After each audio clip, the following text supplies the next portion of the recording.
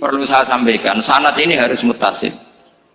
Sehingga kita tahu bahkan cara tidur Rasulullah itu miring kemana, ala jambil aiman, kemudian madhab kiblat.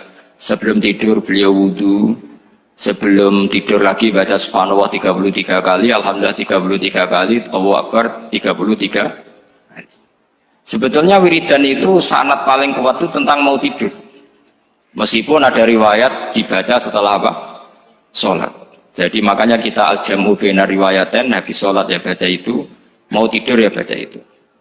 Nah, sebetulnya habis sholat sama mau tidur tuh ngeri mau tidur. Karena ini kan pemanasan mati, pelatihan mati. Karena satu kondisi yang ada sudah tidak bisa ikhtiar.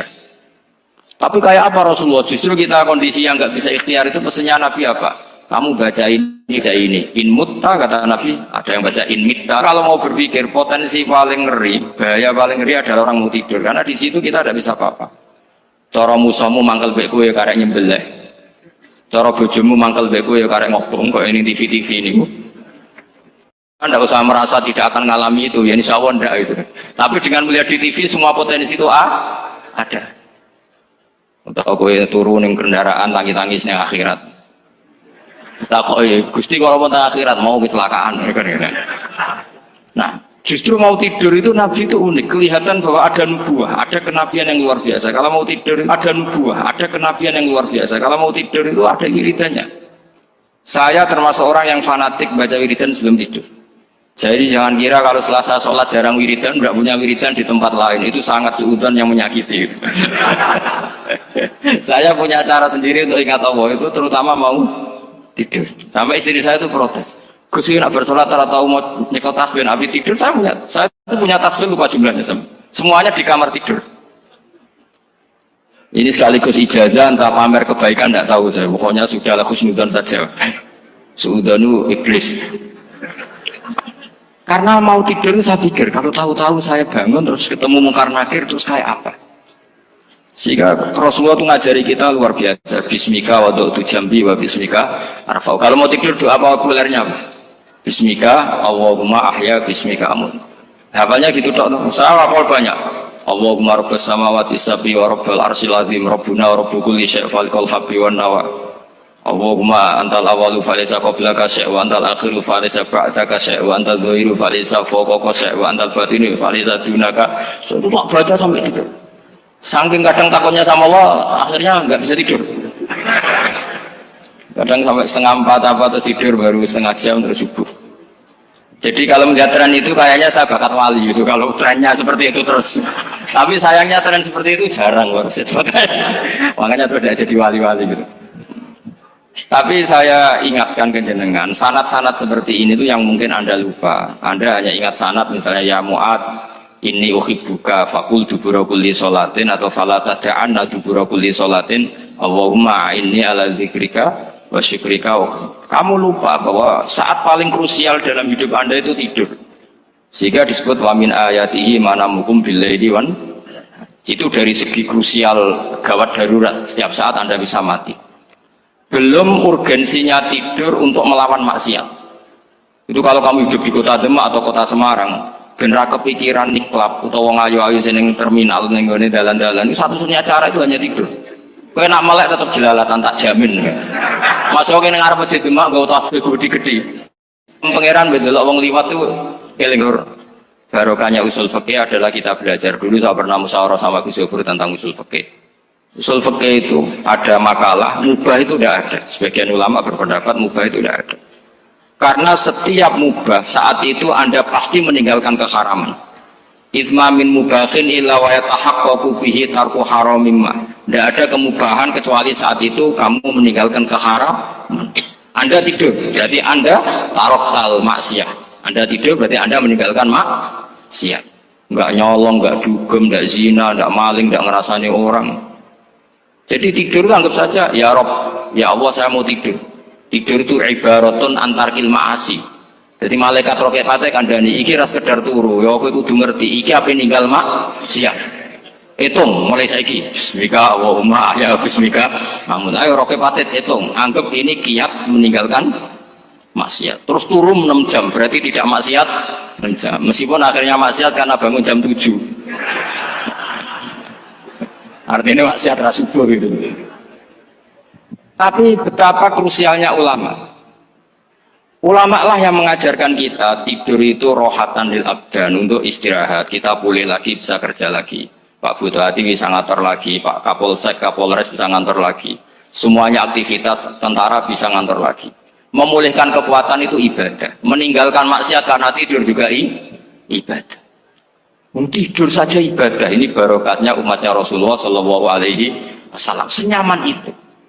Coba kalau kamu jadi umatnya Nabi lain, wah itu beratnya bukan main. Dan itu sesuatu yang dimintakan Allah, dimintakan Rasulullah kepada Allah, yaitu Rabbana wa la tuhammilna ma la taqata lana bih. Termasuk la tahmil alaina isron kama hamaltahu 'alal ladzina min qablina. Jangan bebankan ke umat kami sesuatu yang seperti engkau bebankan pada umat dulu. Umat dulu itu kalau mau tobat, kayak umatnya Nabi Musa pernah nyembah anak sapi, itu yang pernah nyembah tobatnya dibunuh. Liyaqtulal bari'u minkum al mujrima, yang terbebas dari menyembah anak sapi disuruh bunuh yang pernah menyembah anak sapi. Fatubu ila bari'ikum faqtulu anfusakum. Mau beratnya kayak apa? Kalau orang sekarang tobat cukup soal Pak Rosid salami template 100.000, dipandu caranya tobat diwari istighfar. Nomor itu penting, nomor loro seneng kiai, seneng aku maksud kalimatnya jelas. Itu sudah. Pokoknya jelas gak usah dibunuh, gak usah apa? Gak usah apa? Dibunuh. Sehingga tidurnya umatnya Rasulullah itu luar biasa, terutama tidurnya orang puasa. Tidurnya tasbih, tidurnya ulama juga tasbih. Karena dengan tidur itu kita tahu alamat kematian. Di mana kita masih di dunia saja punya kondisi di mana kita tidak bisa menentukan diri kita sendiri. Dan itu awal dari kita mengimani la haula wala quwata illa billah. Segagai koyok ngono ternyata ada kondisi di mana kita tidak bisa mengendalikan diri kita sendiri.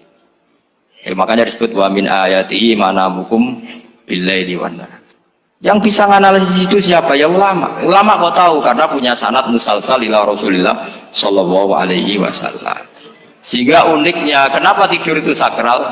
Coba semua nabi di antara wahyunya itu lewat apa? Semua nabi di antara wahyunya lewat apa? Tidur, lewat mimpi. Inni arafil manami anni atfahuka fangzur madza tar.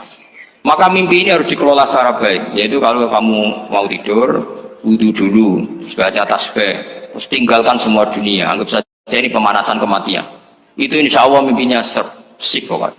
Paling dikejar-kejar dajjal kecemplung kali, insya Allah. Tapi kalau kamu tidur gak wudu, raiso turu terus raiso turu mangan seku. Raiso turu terus raiso turu mangan sik ben warak ben iso turu. Insyaallah dikejar dajjal kecekel. Akhirnya ngelindur tak karu-karuan karena tadi. Nah, sanad seperti itu yang punya siapa? Hanya ulama.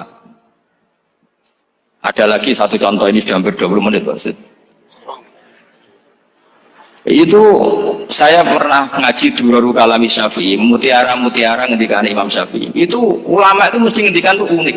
Tadi saya sudah cocokkan sama Bupati, tak tanya, Pak Bupati saya ini punya ilmu dari Bapak, mungkin pas untuk jenengan pakai. Kata Bapak, urip itu podo wae, ngadepi konco, mek musuh podo wae, malah kadang ribet konco. Dulu saya itu iskal itu janggal. Tapi setelah ngaji Durarul Kalami Syafi'i yang ada di Muqaddimah kitab Majmu', Muqaddimah Syarhul Muhadzab Imam Nawawi, Imam Syafi'i ngendikan gini, man ahsana ilaika faqad qayyadaka. Wong ngapiki kowe nyancang kowe. Pak Ros itu apian bae kok. Kene sarang sowan mampir, gayane apian, jebule nyancang. Awas nek teko ning Mas. Itu faqat qayyadaka, nyancang kowe. Tapi waman asaa ilaika faqat atlaqaka. Wong sing eleki kowe iku penak bebasno kowe. Kowe tau diutangi wong kancamu ta musuhmu? Sing biasa utang kowe lho. Kanca. Kowe numpak mobil ketemu musuh enak ra usah nawani, nek ketemu kanca monggo bareng. Sing ngel-ngelo kowe kanca atau musuh. Artinya gini, kanca ya barokah, nggo perjuangan, musuh ya barokah mergo ora tau utang. Jadi segampang itu ulama melihat kehidupan itu, man ahsana ilaika faqad qayyadaka wa man asaa ilaika faqad atlaqaka. Jadi akhirnya kita hidup itu berkah terus. Di konco ya enak kata Solo, di konco Gus Yofur, nak kalau buatan sakit fikih musyawarah, raiso tasawuf musyawarah. Di konco Pak Rosid, konco rai sederhana. Pokoknya duit. Tadi kurang contoh. Kalau rai Arab kan nggak sederhana, Pak. Wajahnya mewah terus. Ekonominya juga sederhana. Saya sama Arsyid sama-sama gak kaya. Jadi ada nyotokan kan Gus Zofur sama Gus Baknya ngebis. Memang saya sering sama Gus Zofur ngebis sampai sekarang masih sering. Bukan karena miskin yang jelas itu pilihan itu. Jadi ulama itu segampang itu melihat kehidupan. Saya termasuk kiai muda yang nggak takut mati, bukan karena yakin bus warga gitu, karena saya sering baca berdoa. Allahumma ya Allah, kata Rasulullah, kamu harus berdoa ya Allah. Ij'alil hayata ziyadatan li fi kulli khairin wal mauta rohatan li min kulli syarrin. Mungkin sekarang kita ada zina, mungkin sekarang kita ada korupsi, mungkin sekarang kita ada maling, tapi potensi itu tetap ada. Yang bisa ngakhiri itu apa? Kematian. Maka anggap saja kematian itu rohatan li min kulli syarrin, semua mengakhiri semua keburukan. Kayak apa Rasulullah memandang kehidupan? Kalau kamu masih hidup, anggap saja ziyadatan li fi kulli khairin. Saya gara-gara hidup saudaranya kersane Pak Rosid ngaji di sini. Ikhlas Pak Rosid itu sangat ikhlas. Saudaranya senior kulo dipaksa ke gelem, diintimidasi ke gelem. Wah itu barokah. Nanti setelah saya mau mati, karena saya juga akan ridho-ridho saja. Ya Allah ini akhir dari segala potensi keburukan saya. Sehingga kiai NU, kiai alim nak bajingan, tukang ngemel wong kok mati. Saya gitu Pak, niki saya gitu. Tanggane ra ono sing gelem muni saya. Kiai ini maksud, ayo Pak muni saya Pak. Mboten saya ini tempuh. Lan saya pun mati mun mboten saged nakal nih. Ya jenenge rohatan li min kulli syarrin. Kalau mayit ya rohatan lahu min kulli syarrin. Kayak apa sanad kita ke Rasulullah? Kabeh itu dimana jadi ibadah. Al hayat ziyadah fi kulli khairin, al maut rohatan min kulli syarrin. Kenal Pak Rosid ya ibadah. Apalagi kenal Gus Zofur ibadah, kenal Bupati ibadah, konco perjuangan. Kok kenal preman ya ibadah, konco latihan dakwah. Anggapnya latihan ngelola rehab. Kenal polisi ibadah, jaga stabilitas nasional. Kenal ABRI ibadah, jaga NKRI. Kenal orang nakal ibadah, dianggap pembina. Semua itu ibadah. Kayak apa ajaran agama ini? Semuanya baik-baik saja. Tergantung niat. Tapi sanad ini siapa yang punya? Hanya ulama. Nah ulama itu siapa? Ya orang yang kamu ketemu. Dalam konteks ini Mbah Mun. Mbah Mun ngajari kita macam-macam. Mbah Mun ketemu orang siapa saja hormat. Saya kemarin bikin makalah untuk beliau, termasuk saya cerita dari riwayat Rasul Aqli Ba'dal Iman Billah At-Tawaddud ilan nas wastina'ul ma'ruf ila kulli barrin wa fajirin. Inti iman setelah akal menentukan kita iman kepada Allah, akal setelah mengantarkan logika iman kepada Allah, akal itu kita gunakan at-tawaddud ilan nas supaya kita bersikap simpatik dan melakukan kebaikan kepada siapa saja. Karena barokahnya kita simpatik nak ngandani wong nggih gampang. Misalnya kita di kiai alim sundul langit sampean mbek tangga modit ketemu wong perengut sing ape ngandel iku sapa? Sementara sing preman ayo ngopi nggonku sik tenang ae. Sing kiai ini orang begawean ngene kopi kowe. Akhirnya sing preman sakhok di pengaruh, sing kiai ini bakhil gak duwe pengaruh. Itu tidak boleh kejadian seperti itu. Makanya ada riwayat wastina'ul ma'ruf ila kulli barrin wa fajirin. Terus kalau suwun sanad-sanad seperti itu tidak boleh hilang. Saya itu kitabnya Bangun Al-Ulama Al-Mujaddid itu setengah hafal. Sampai sekarang masih tak baca. Kalau mau tidur tak baca. Bahkan di tas saya itu ada terus. Ya karena kalau saya di Jogja kangen Bangun baca itu. Ketika beliau masih sugeng. Apalagi sekarang. Karena jangan sampai saya ini punya fatwa yang mukhalif terhadap fatwanya Bangun. Ini terutama warning sama santri sarang. Nggak boleh. Terakhir itu Bangun punya kecenderungan, punya pikiran kayak Yusuf Qaradawi. Ya potensi wajibnya zakat khodrowat fawakih. Ngendikan gini sama sih ingat ketika ngaji sama Gus Zofur Pak Rosid kalau Bangun guyon wong desa iku wis melarat gegere nganti kaya akeh wae Bangun nyontokno gegere macul nganti kaya akeh gara-gara sing ditandur pari wajib zakat. Wong Sulawesi nandure kakao cengkeh zaman iku cengkeh joyo berhubung ora akut gak wajib zakat padahal kaya. Jadi fenomena itu sering diutarakan beliau. Lama-lama beliau ngarang di Al-Ulama Al-Mujaddidun, beliau mengutip pendapat Ibnu Katsir, tentu di era modern kayak Yusuf Qaradawi. Sebenarnya Yusuf Qaradawi sendiri bukan mujtahid, dia yang mukallid juga. Kata Ibnu Katsir, wa mimma akhrajna lakum minal ard, yang harus dizakati adalah ma itu umum, apa saja yang keluar dari bumi. Maka kecenderungan Mbah Mun akhir-akhir itu, boyau fawaqih khudruwat itu dizakati. Tapi beliau tentu tidak ilzam ya, karena beliau sangat syafi'i. Tapi ini kan saran yang baik lah menurut saya. Apa susahnya sih jadi wong lomo gitu.